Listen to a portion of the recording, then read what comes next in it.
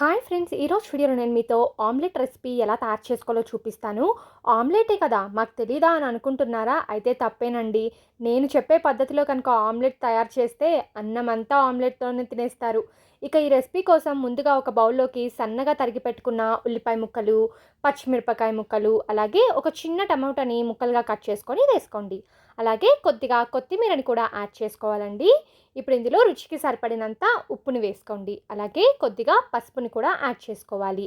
నేను ఇక్కడ కారం తక్కువ యాడ్ చేసుకుంటున్నాను. మీరు కారం ఎక్కువ తినేవారైతే ఎక్కువ కూడా యాడ్ చేసుకోవచ్చు.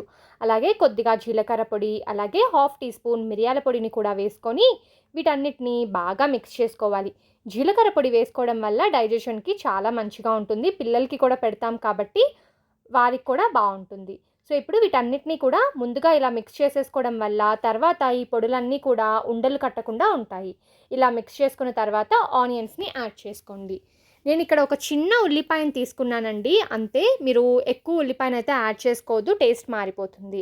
ఇప్పుడు ఇందులో 2 ఎగ్స్‌ని యాడ్ చేసుకొని బాగా బీట్ చేసుకోవాలి.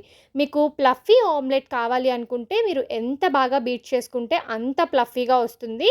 నార్మల్‌గా అనుకుంటే ఒక హాఫ్ మినిట్ వరకు కూడా బీట్ చేసుకోండి సరిపోతుంది. సో, ఇలా వీటన్నిటిని కూడా మిక్స్ అయ్యేతట్టు కలుపుకోవాలి. ఒకవేళ మీకు ఇంకా ఫ్లేవర్‌ఫుల్‌గా కావాలి అనుకుంటే అల్లం వెల్లుల్లి పేస్ట్‌ని కూడా యాడ్ చేసుకోవచ్చు. బట్ నేనిక్కడ యాడ్ చేయట్లేదు. ఇప్పుడు చూసారా అండి, నేను ఎగ్‌ని బాగా బీట్ చేసేసుకున్నాను. ఇప్పుడు మనము ఆమ్లెట్ వేసుకోవడానికి ఎగ్ మిక్స్చర్ అయితే రెడీ అయిపోయింది.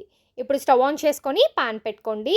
అందులో నేనైతే బటర్ యాడ్ చేసుకుంటున్నానండి. మీకు రెస్టారెంట్ స్టైల్ కావాలి అనుకుంటే తప్పకుండా బటర్ యాడ్ చేసుకోండి. లేదు నార్మల్‌గా అయినా పర్వాలేదు అనుకుంటే నూనెని కూడా వేసుకోవచ్చు.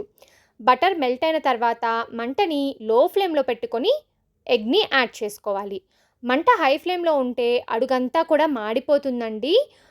అలాగే మనకేంటంటే ఎగ్ తినేటప్పుడు టేస్టీగా ఉండదు. అందుకని లో ఫ్లేమ్‌లో పెట్టుకొని ఒక 2 మినిట్స్ పాటు కుక్ చేసుకోండి. సో, ఒక 2 మినిట్స్ తర్వాత మనం రెండో వైపు కూడా తిప్పుకొని కుక్ చేసుకోవాలి. సో, ఇప్పుడు చూడండి, నేను రెండో వైపుకు తిప్పుకొని కుక్ చేసుకుంటున్నాను. చూసారా పర్ఫెక్ట్‌గా కుక్ అయింది. మనం లో ఫ్లేమ్‌లో పెట్టుకోవడం వల్ల మాడిపోకుండా, కలర్ కూడా చేంజ్ అవ్వకుండా ఇలా వచ్చింది.